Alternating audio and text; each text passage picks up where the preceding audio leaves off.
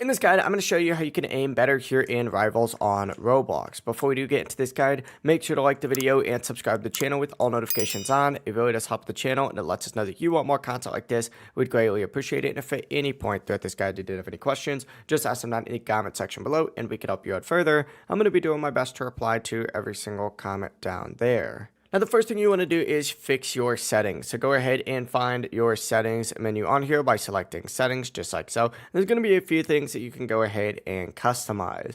Now, what I would do is immediately just go over to the game settings first and just go through and change toggle aim first.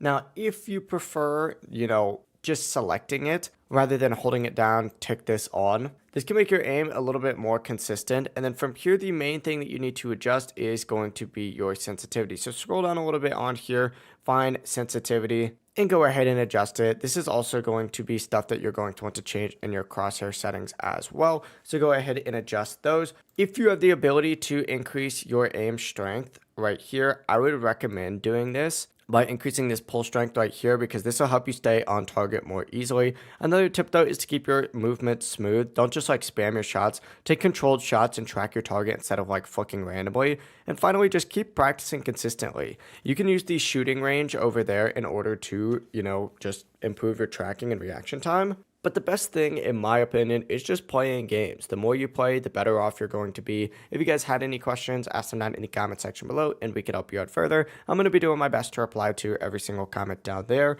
Before you do leave this guide, make sure to like the video and subscribe to the channel with all notifications on. It really does help us out and lets us know that you want more content like this. We'd greatly appreciate it. Have a great rest of your day, though. Peace.